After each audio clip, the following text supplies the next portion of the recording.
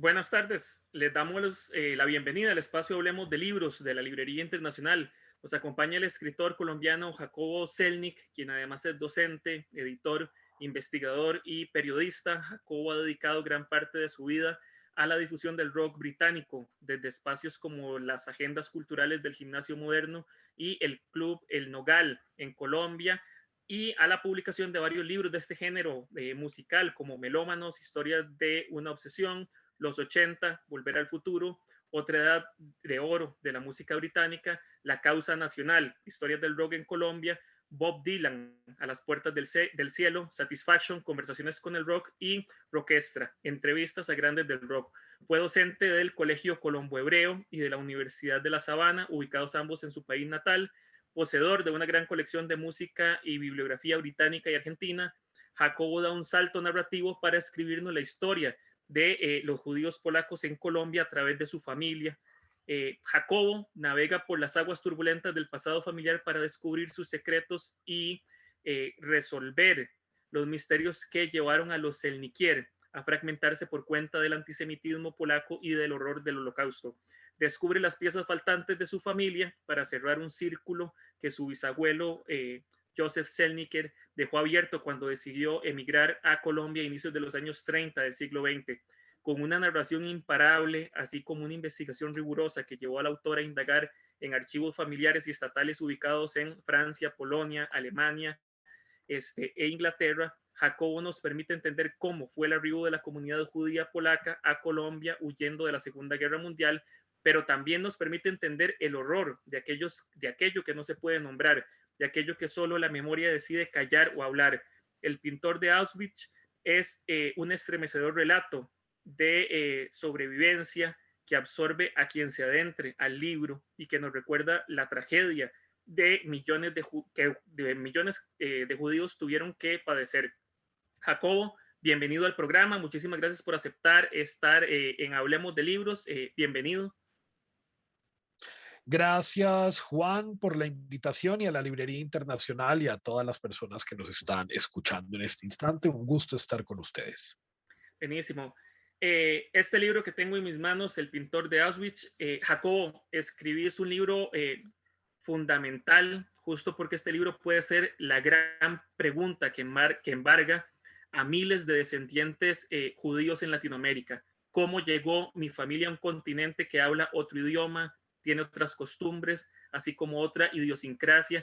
¿Qué significa ser judío en Colombia? Es la pregunta que abre tu maravilloso relato. ¿Cómo fue para vos comenzar este proceso de escritura que, como veremos más adelante, es también un proceso de recuperar la memoria, la historia y, en cierto modo, sanar y cerrar una puerta de tu vida?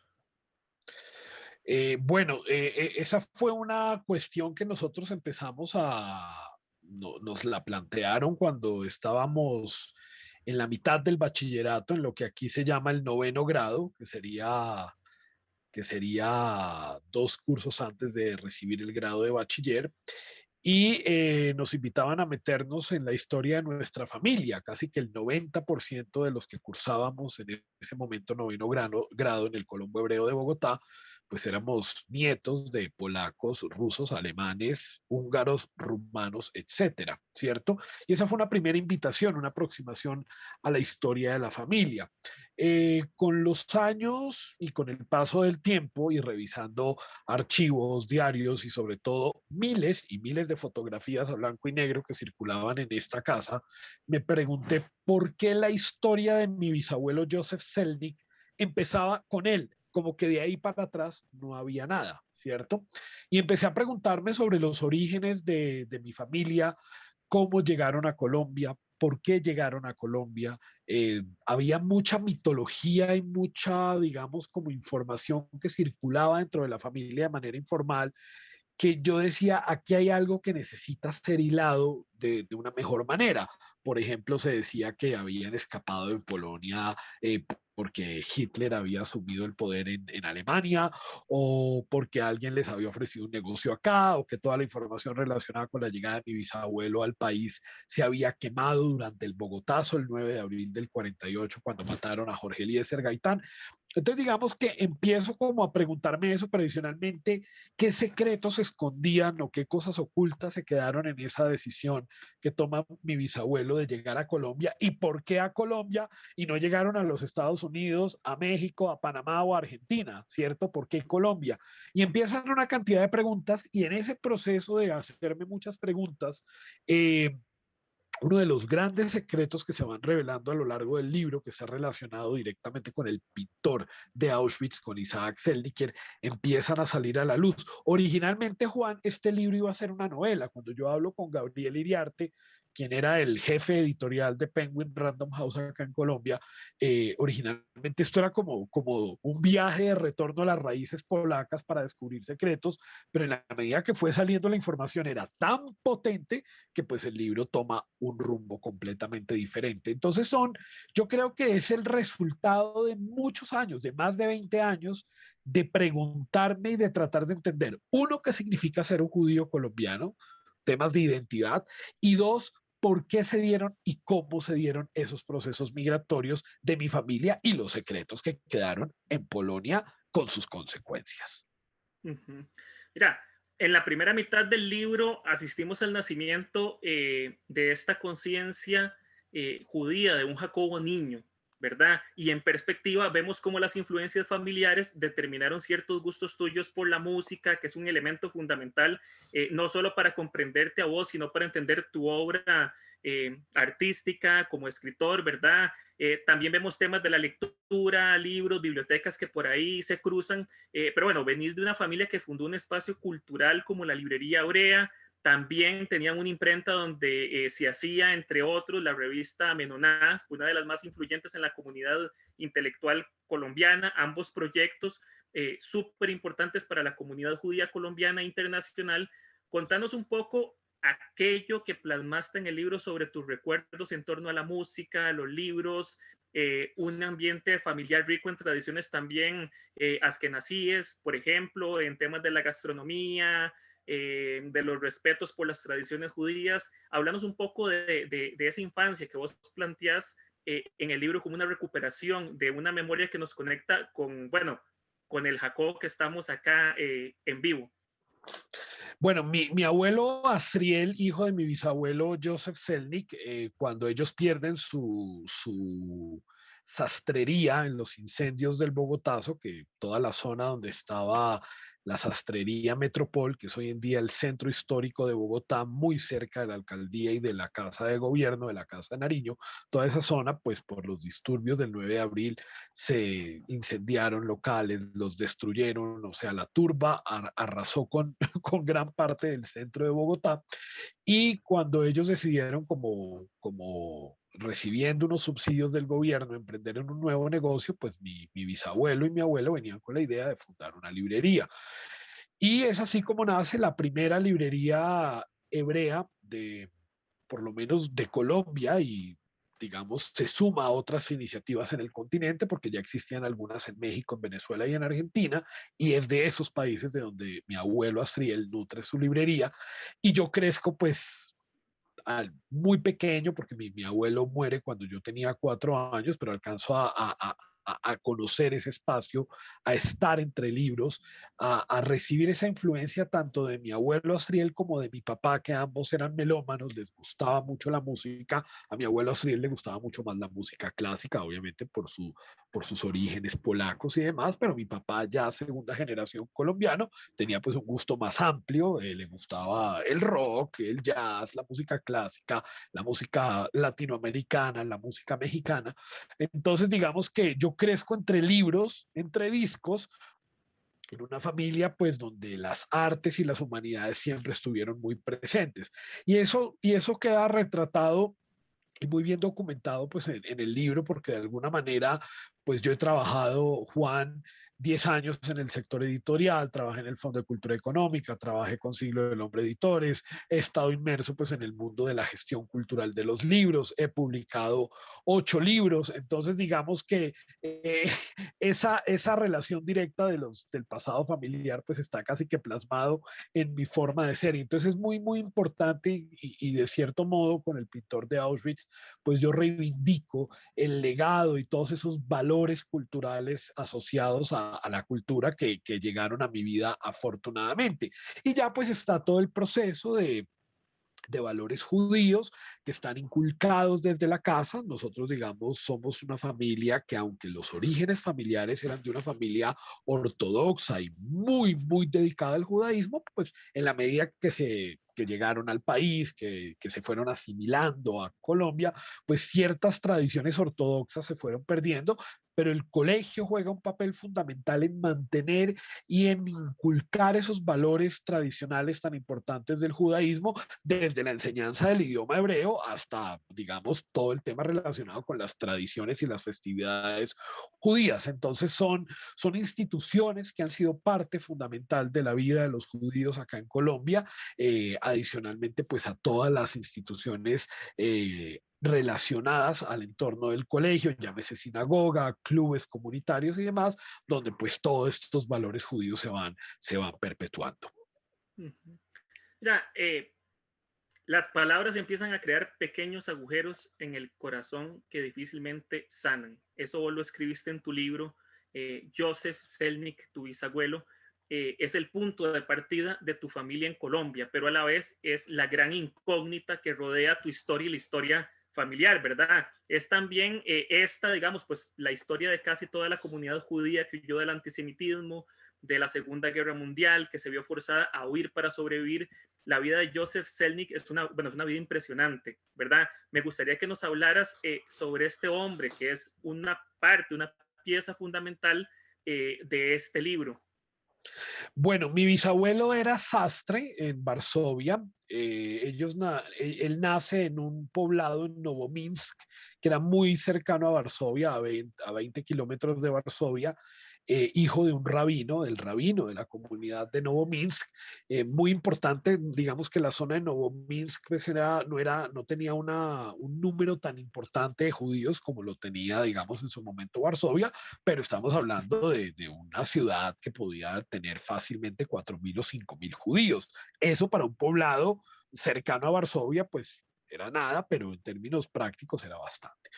Y él se casa con Raquel Weisvogel, que también viene de una familia de judíos ortodoxos muy importantes de la zona.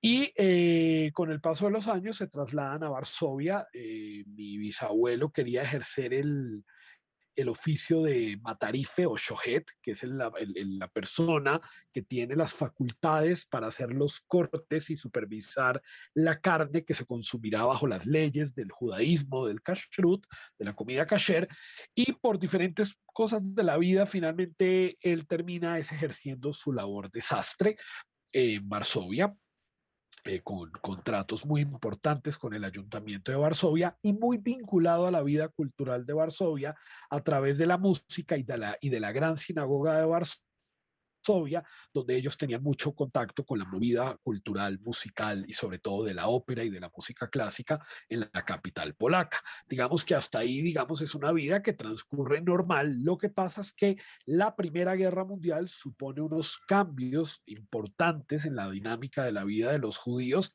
que hasta antes de la Primera Guerra Mundial podríamos decir que gozaban de buena salud en Polonia. Sin embargo, el Tratado de Versalles y, digamos, el nacimiento de esa nueva nación polaca, ya, digamos, consolidada como el territorio polaco que hoy conocemos, separada de Lituania, que alcanzaron a ser dos naciones unidas previo a la Primera Guerra Mundial, supone una serie de políticas que empiezan a ir en contravía de los valores judíos, ¿no? a tal punto de asfixiar de manera radical la economía de los judíos de Polonia. Y ahí es donde mi bisabuelo, entrado los años 20 del siglo XX, 1920-23, empieza a contemplar la opción de irse de Polonia porque el antisemitismo empieza a crecer de manera dramática. Y adicionalmente, cuando uno pierde un día de trabajo a la semana, como fue el día domingo, que les prohibían a ellos trabajar el domingo, pero adicionalmente no trabajabas el sábado por cuestiones de judaísmo, por cuidar el Shabbat, y adicionalmente perdías mediodía del viernes, porque pues el viernes prácticamente solamente se trabajaba hasta el mediodía, pues esto les daba 4 días hábiles de trabajo, y con 4 días hábiles de trabajo la situación para ellos era muy complicada. Ya algunos judíos polacos habían emprendido la aventura de viajar hacia Sudamérica en busca de unas mejores oportunidades, algunos haciendo negocios con las telas, porque digamos la zona de Cracovia y de Lodz fue muy fuerte en producción de telas, y mi bisabuelo escucha de algún conocido que Colombia es un país donde posiblemente podría obtener un visado de forma fácil para emprender de ceros una nueva vida lejos de la opresión y del antisemitismo. Uno de los grandes descubrimientos que yo hago, Juan, con el pintor de Auschwitz, es darme cuenta, por ejemplo, de que mi bisabuelo empezó su proceso de migración a Colombia en el año 23, ¿no? Y no en el año 30 cuando él finalmente llega. Y entonces, ¿por qué 7 años para poder llegar a este país? Bueno, porque Colombia, lamentablemente, y esa es una marca en la historia de este país, fue un país cerrado a la migración. Basta con ver cómo nos hemos comportado con los venezolanos, cuando años atrás fue a la inversa, que nosotros invadimos a Venezuela cuando Venezuela era un país que gozaba de los petrodólares, y allá fueron a vivir más de 1,5 millones de colombianos, y ahora cómo hemos recibido esa gran migración de venezolanos que nos ha llegado en los últimos años. Colombia ha sido un país históricamente cerrado a la migración, con coqueteos muy fuertes al nazismo y al antisemitismo, con gobiernos conservadores, muy, muy conservadores, ¿cierto? Entonces, dentro de esas políticas conservadoras había cuotas de familia, y solamente dejaban entrar a 10 judíos, a 10 familias judías polacas al año. Por eso mi bisabuelo se demora 7 años en obtener su visado. Entonces, finalmente, ese es uno de esos grandes descubrimientos que yo hago gracias a poder acceder a unos documentos que estaban guardados en el Archivo General de la Nación acá en Bogotá. Entonces, finalmente, mi bisabuelo llega a Colombia en el año 30, deja a su familia en Polonia, trabaja, monta su sastrería en Bogotá y empieza a adaptarse a la nueva dinámica de este país, el idioma, las costumbres y demás, y logra traerlos en el año 32 a su esposa y a sus 4 hijos, y finalmente pues ya echan raíces acá, y ya la siguiente generación, mis padres y demás, son colombianos. Pero para él fue un proceso difícil, pero fue un visionario, porque finalmente, Juan, yo creo que si mi bisabuelo no hubiera salido en el año 30, quién sabe si yo estaría acá sentado contigo hablando de esta historia, y cómo hubieran terminado ellos, como terminaron muchos de sus familiares, en el gueto de Varsovia o en los guetos de Bialystok, y luego en las cámaras de gas de Treblinka y de Birkenau. Ujú. Para quienes nos están acompañando, estamos en Hablemos de Libros con el escritor Jacobo Selnick, hablando de esta impresionante y maravillosa historia, el pintor de Auschwitz, una historia real que nos sumerge un poco en la historia de la llegada de los judíos polacos a Colombia, en la misma historia de Jacobo Selnick, de su familia, y en Isaac Selnikier, una persona impresionante que ya veremos en el libro, cómo a través del arte sobrevive, vive y transforma su vida. Jacobo, como decía al principio, una parte importante de este libro es la memoria, y es una memoria familiar. Para construir la memoria de tu familia, que es, como dije, la memoria de miles de judíos que tuvieron que venir a Latinoamérica, es necesario acudir a las genealogías. ¿Cómo fue para vos construir tu árbol genealógico? ¿Cómo es el trabajo de investigar una genealogía que bien ha sido destruida o dejada al olvido? Uno de los grandes problemas a los que nos hemos enfrentado, digamos, los de mi generación, que hemos querido como indagar en el pasado de nuestros abuelos o bisabuelos migrantes, es el silencio, ¿no? Digamos, es como esa resistencia a hablar del pasado polaco, a lo difícil que fue, en el caso me refiero de los míos, pero pues si tú hablas con los que vienen de Hungría, de Rumania, ¿no? Pues digamos que o de Italia, muchos de ellos pasaron por situaciones similares. Lo que pasa es que a los judíos polacos, a mi modo de ver, y a los judíos alemanes, les tocó la peor parte de este asunto. No quiero decir que a los húngaros tampoco, pero digamos que Hungría, el proceso es del año 44, ¿no? Polonia empezó en el 39.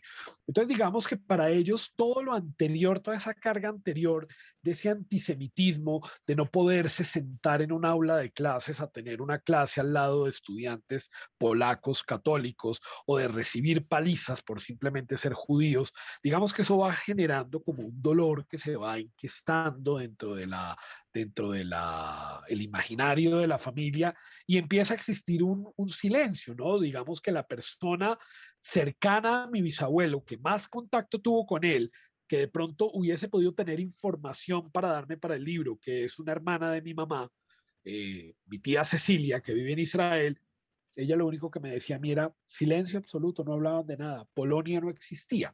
Entonces digamos que empieza uno a enfrentarse a esas barreras y a buscar la información de otra manera. Fotos, postales, diarios, hablar con gente cercana al entorno de ellos. Y uno de los grandes consejos que a mí me dieron, Juan, en los procesos de investigación de este libro es que en genealogía familiar uno no debe dar nada por sentado. Y te pongo el ejemplo de los documentos de mi bisabuelo que certificaban su llegada a Colombia. Se decía en la familia que todo eso se había perdido en el Bogotazo. Como se incendiaron muchas instituciones públicas colombianas durante el Bogotazo del 9 de abril del año 48, se asumía que muchos de esos documentos de migrantes se habían perdido, pero resulta que no.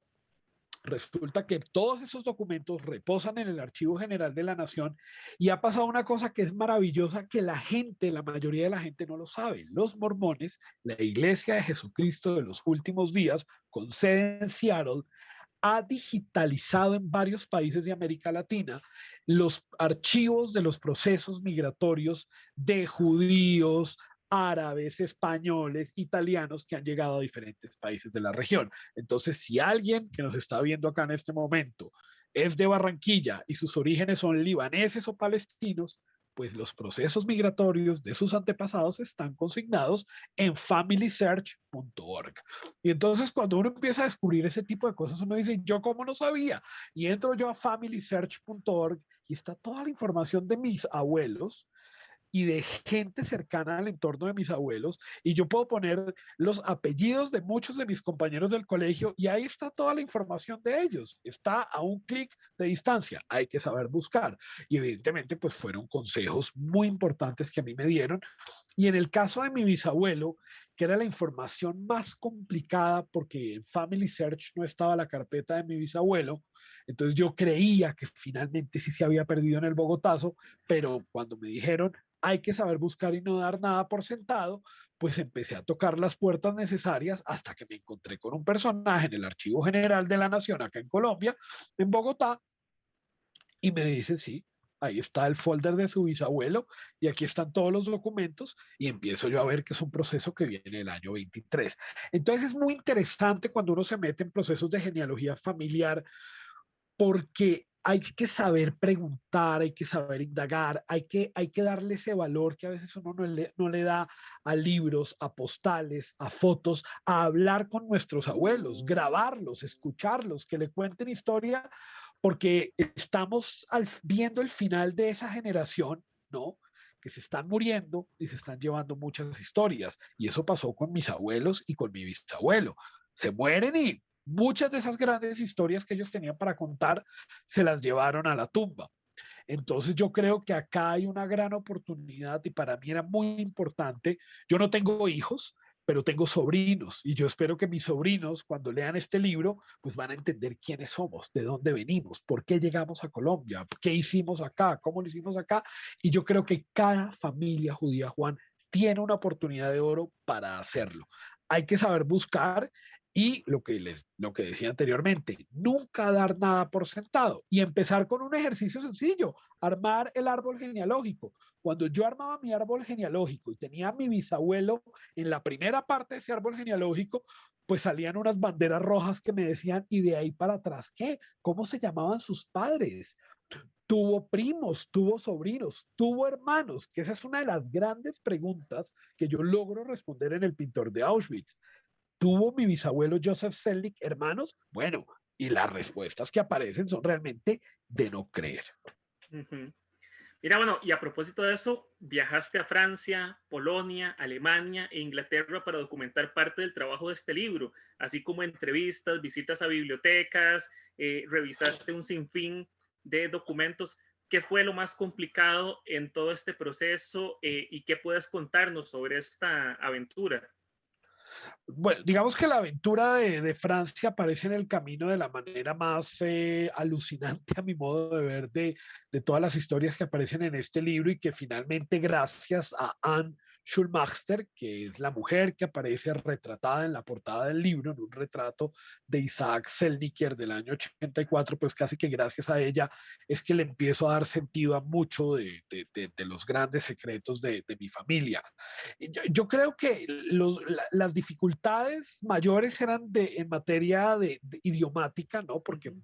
las memorias de Isaac están en francés y en polaco, entonces poder tener que revisar documentos en francés, yo no hablo francés, revisar mucha información de archivo de Polonia y de Alemania en idioma polaco o en alemán, pues suponía como un reto mayor, pero hoy en día, pues Juan, gracias a los avances en tecnología, pues tenemos tantas herramientas que hoy en día, pues traducir un documento del polaco al español es absolutamente sencillo, ¿no?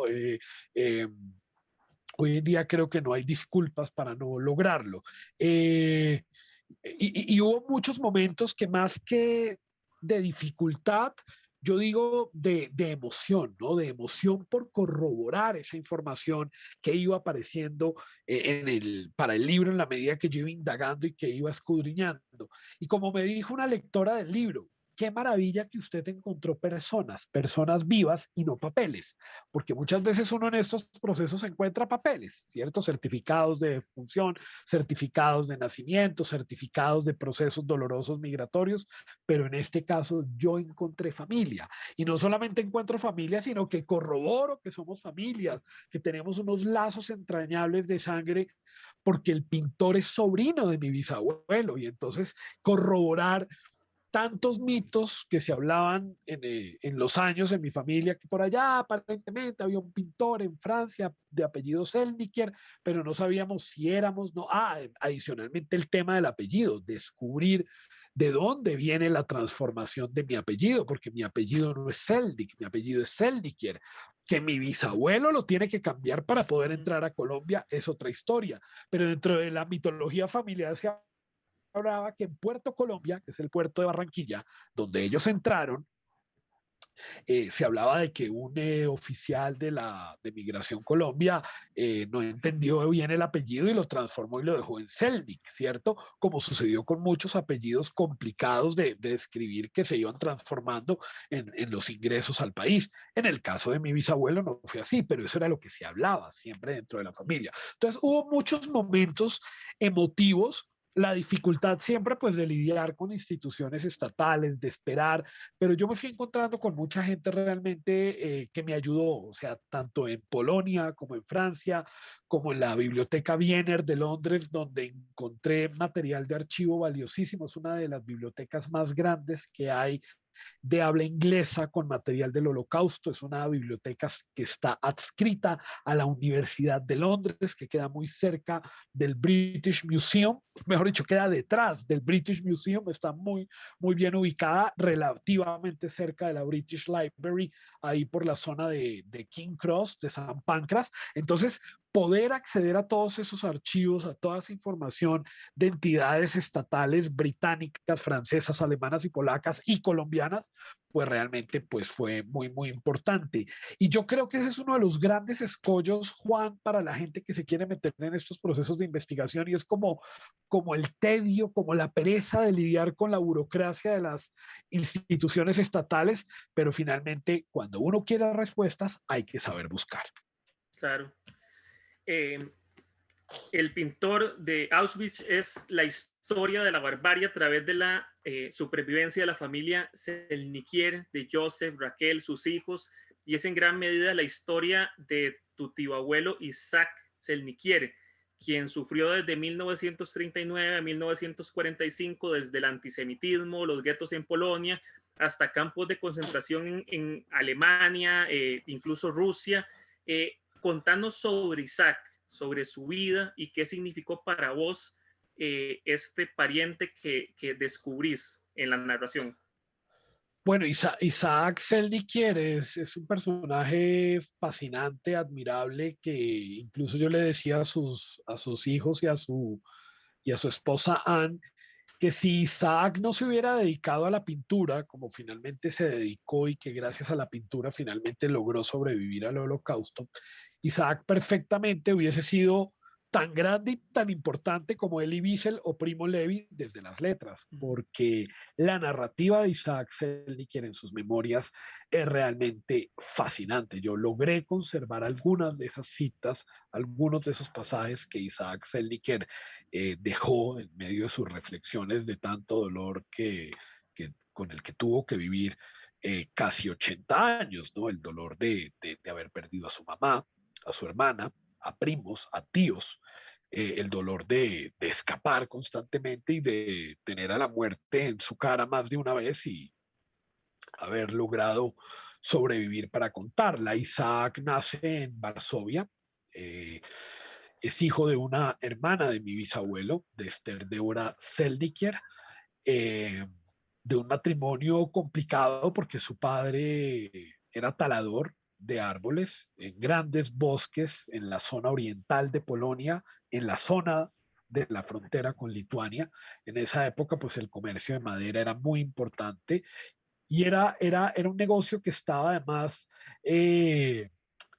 permeado por las mafias, ¿no? Era como el equivalente a lo que sucede hoy con el narcotráfico, ¿no? Siempre la madera muy apetecida para construcciones y había mucha mafia en torno al comercio de madera en el oriente de Polonia y en la frontera con Lituania y con Ucrania. Y finalmente, pues él tiene una infancia muy difícil, Juan, porque su mamá era muy pobre y ahí hay una cosa que no deja de ser dolorosa de ver las diferencias que había en la misma familia, en el caso de mi bisabuelo, que fue muy próspero por su negocio, por su sastrería, por sus labores artesanales y hermanos que pasaron realmente dificultades, pero cuando tú tienes 4 hijos y una esposa, pues no, o sea, también hay dificultades de poder ayudar a los otros y yo creo que para mi bisabuelo fue doloroso también dejar a su familia ya sin poderla ayudar. Y Isaac tiene la fortuna, a mi modo de ver, de haberse criado en su temprana adolescencia con Janusz Korczak, en el orfanato de Korczak, que Korczak es un personaje del que se han escrito libros, está su diario, hay películas, fue un psicólogo, un médico muy importante, muy polaco, que le costó durante toda su vida, Juan, entender que los alemanes hayan sido capaces de hacer lo que hicieron, ¿no? Le pasaba lo que le pasaba a los judíos alemanes que decían, no, esto no puede ser posible, esto detrás de esto debe haber algo más porque el alemán no era así, ¿no? Y Isaac se forma en el orfanato de Korczak, en la calle Kromshala en Varsovia, y ahí es donde empieza a desarrollar sus habilidades artísticas, donde se empieza a meter de a poquitos con la escenografía, con las artes, con la escultura, y después cuando finalmente Isaac es capturado y llevado a la Buna Berke, a Auschwitz III, que es el campamento donde estaban los prisioneros más útiles para las SS que trabajaban en la IG Farben, que quedaba a unos kilómetros de distancia del campamento número 3 de Auschwitz, pues finalmente es la pintura lo que lo salva porque sus habilidades como pintor le permiten falsificar obras de arte del siglo XVII, XVIII y XIX de Europa, de pintores reconocidos y de pintores no tan reconocidos que terminaban en manos de los jerarcas de la SS que luego las vendían para llenar sus bolsillos.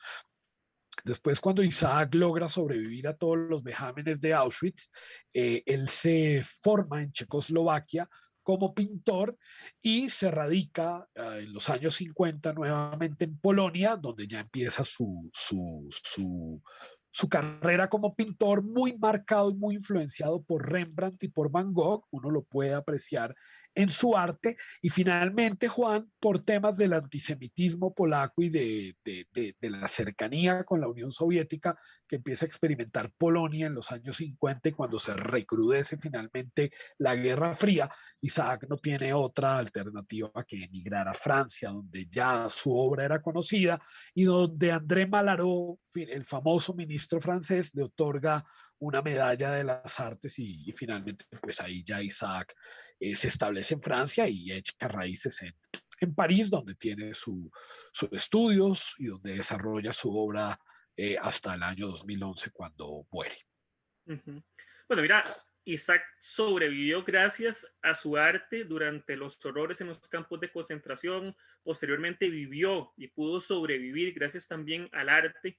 En todo el libro entendemos cómo el arte permite navegar los peores embates y establece una esperanza para vivir. Vos citás a Elie Wiesel en una majestuosa frase que dice: la muerte no tiene sentido, la vida sí, como si dijera: el arte nos permite vivir, sobrevivir y resignificar el dolor de aquello que no se puede entender. ¿Cómo crees que Isaac entendió el arte para salir adelante después de Auschwitz? Sí, esa era una pregunta que Isaac se la hizo constantemente, Juan, porque después de que te despojan de tu dignidad y no te queda absolutamente nada, ¿con qué fuerzas vas a seguir adelante? Sobre todo porque los sobrevivientes, y eso lo desarrolló Primo Levi en su trilogía, pues cargaban con culpa por haber sobrevivido, la culpa de mantenerse con vida y de no haber podido haber hecho absolutamente nada por los otros que murieron, ¿no? Y yo creo que para Isaac el arte finalmente es lo que lo mantuvo con vida, o sea, poder expresar tanto dolor en sus grabados, poder mantener en su memoria a través de un retrato la imagen de su hermana y de su madre, finalmente eso le da sentido a su vida y finalmente construir familia, tener hijos y poder perpetuar a través del arte ciertas luces de esperanza ante el horror y la barbarie. No me cabe la menor duda que si Isaac no hubiese encontrado en la pintura como Primo Levi o Elie Wiesel o Viktor Frankl, ¿cierto? Lo hicieron a través de la escritura, pues muy seguramente no hubiera vivido tantos años. Yo creo que ahí empiezan a aparecer unas motivaciones y una necesidad de expresar todo ese dolor y de mantener vivos esos recuerdos a través de su arte para que esto no se vuelva a repetir, porque él, toda su vida no pasó un solo día de su vida en el que no hablara de este tema, en el que no recordara los dolores que eso significó y de lo que y de las secuelas que eso dejó en su vida. Entonces yo creo que a muchos que hemos pasado por momentos difíciles y lo podemos ver nomás en la historia de la música, en la historia de las artes, cómo el arte es fundamental para darnos impulso y sentido a cosas que a veces no tienen explicación. Si Leonard Cohen no hubiera encontrado en la poesía de García Lorca a sus 9 o 10 años, el dolor que le produce la muerte de su padre lo hubiera dejado suspendido en el tiempo y tal vez no hubiéramos tenido un gran poeta, un gran escritor y un gran cantautor como lo fue Leonard Cohen o el mismo caso con Bob Dylan, y puedo citar una cantidad de ejemplos y ni hablar evidentemente de grandes maestros de la pintura.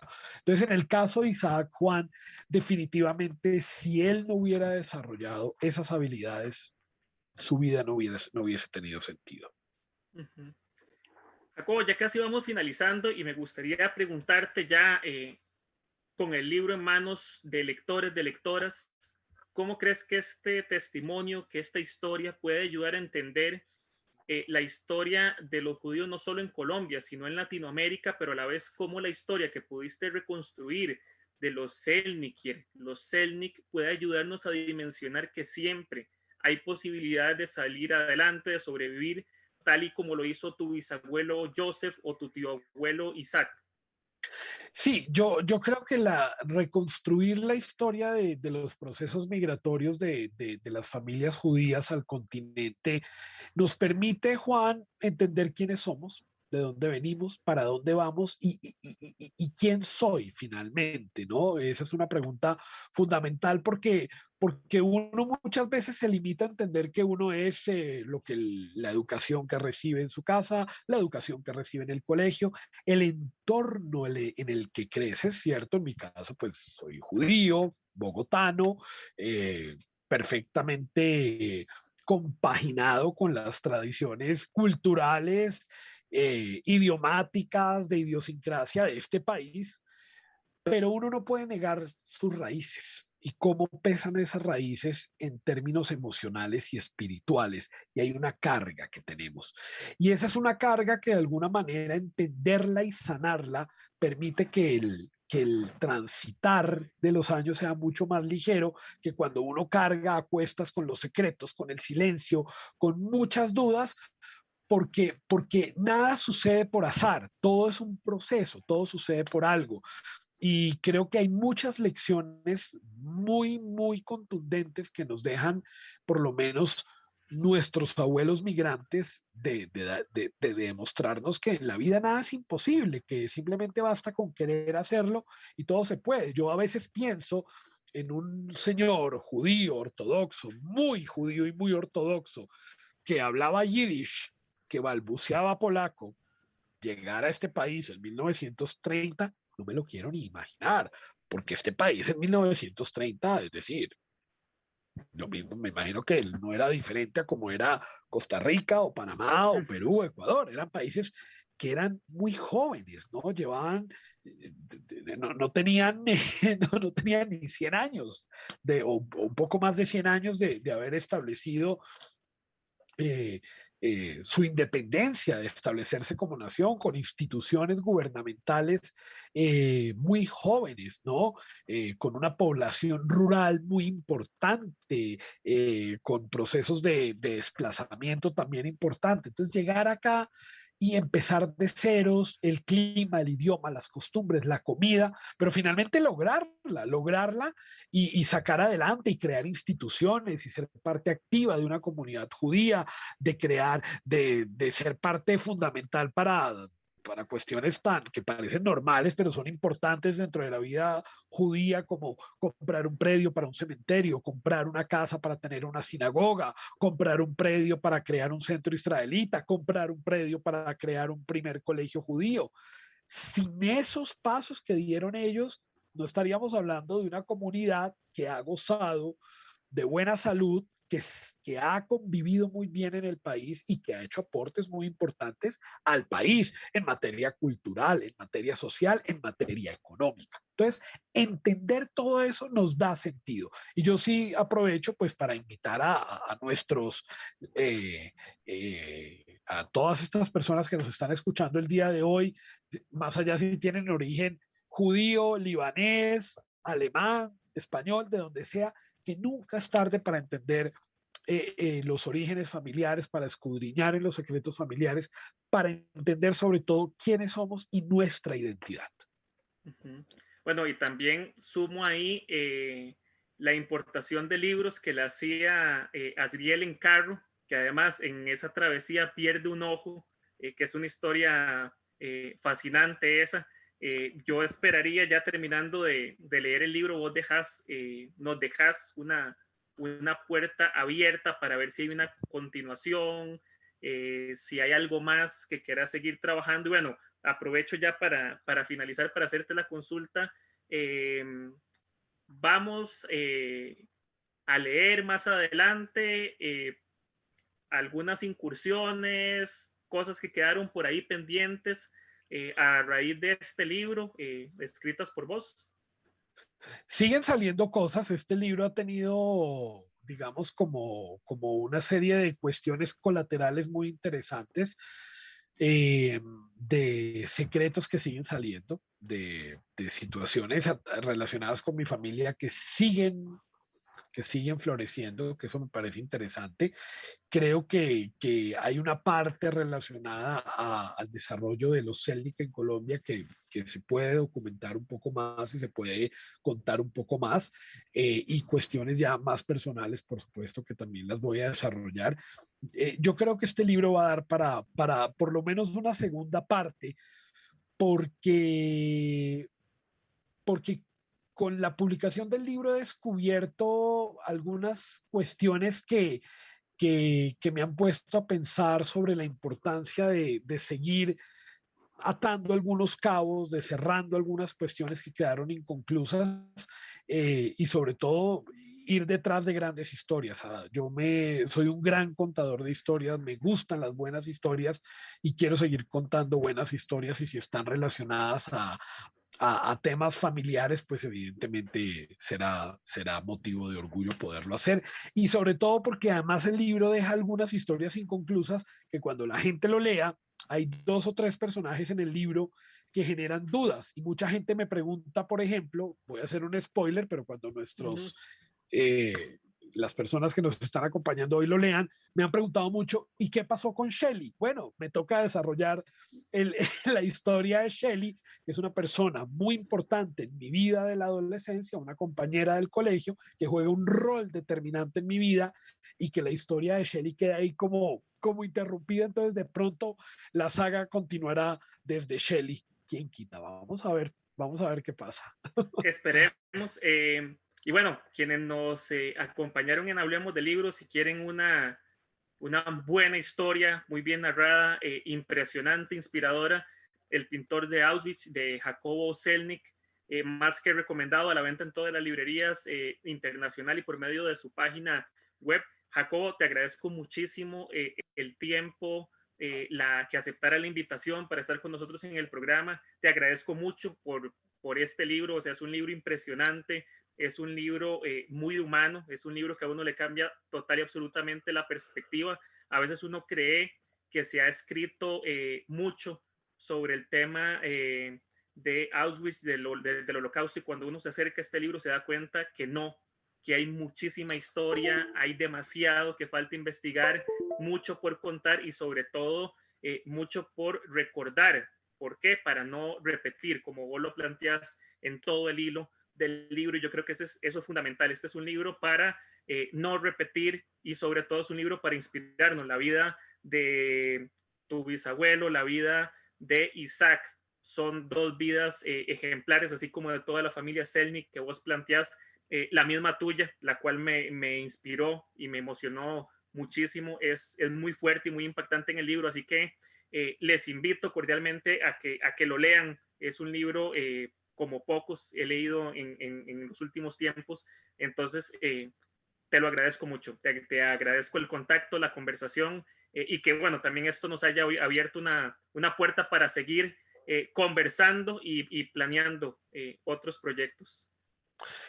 Claro que sí, Juan, así será. Gracias a ti por tu tiempo, a la Librería Internacional por la invitación, a todas las personas que nos acompañaron hoy, y seguramente vamos a dar mucho de qué hablar en Exacto. los próximos meses.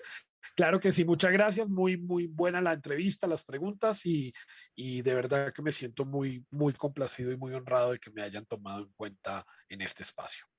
A vos, Jacobo, y a quienes nos acompañaron, esto fue Hablemos de Libros de la Librería Internacional. Nos seguimos viendo en los próximos programas. Que pasen feliz tarde, feliz semana. Hasta luego.